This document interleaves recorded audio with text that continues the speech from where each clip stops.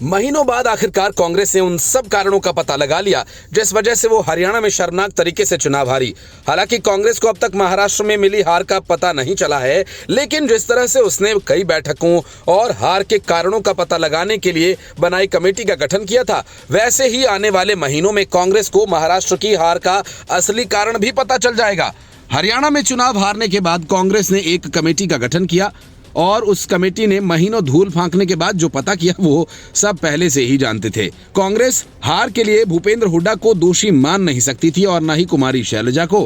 Party के रणनीति बनाने वालों और टिकट बांटने वालों पर कोई सवाल खड़ा करने का मतलब ही नहीं बनता।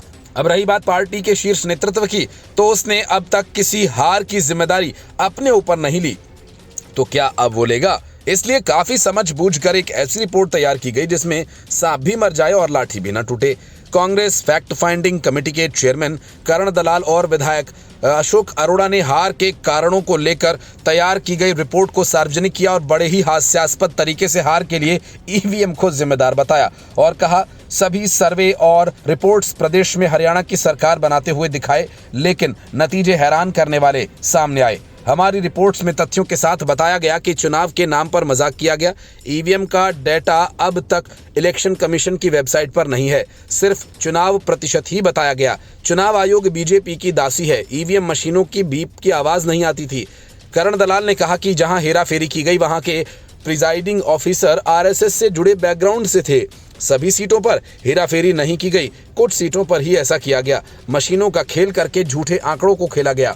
ईवीएम बैटरी को लेकर भी संतोषजनक जवाब नहीं दिया गया। फॉर्म 17C के भी सही वोटों की जानकारी नहीं दी गई। 5 तारीख को वोट प्रतिशत भी बदला गया, सिर्फ वोट प्रतिशत ही बताया गया। 7 तारीख को वोट प्रतिशत फिर बढ़ा दिया गया।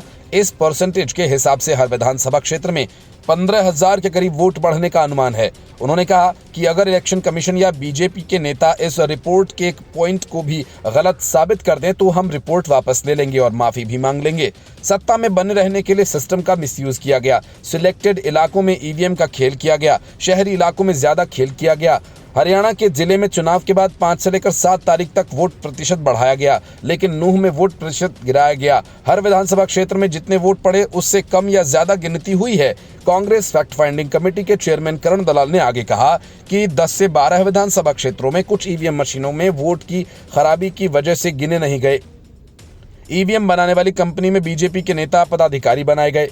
सुप्रीम कोर्ट के निर्देश के बाद सीसीटीवी कैमरे की निगरानी में होना चाहिए। मतदान वाले दिन 6 बजे के बाद जो लोग अंदर हैं उनकी वीडियोग्राफी होनी चाहिए और अंदर आए उन लोगों को पर्ची दी जानी चाहिए, लेकिन ऐसा नहीं किया गया क्योंकि वो एक खेल चल रहा था।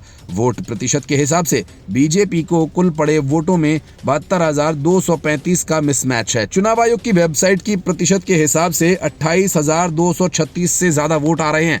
हम जल्द ही उन पुलिस कर्मचारियों के नामों का भी खुलासा करेंगे जिन्होंने चुनाव में बीजेपी के लिए काम किया। सिंबल लोडिंग के लिए जो अधिकारी आए थे उनकी कोई वीडियोग्राफी नहीं की गई। अगर मेरा आंकड़ा झूठा है तो मुझ पर यह रिपोर्ट बनाने के लिए मुकदमा होना चाहिए, नहीं तो हेराफेरी करने वाले अधिकारियों और नेताओं पर मुकदमा होना चाहिए। ये जनता की चुनी हुई नहीं बल्कि ईवीएम के खेल से बनी सरकार है। मोटे तौर पर अर्बन इलाकों में ईवीएम मशीनों और अफसरशाही का खेल किया गया। पहली बार इलेक्शन प्रोसेस शुरू होने के बाद चुनाव की तारीखें बदली गईं।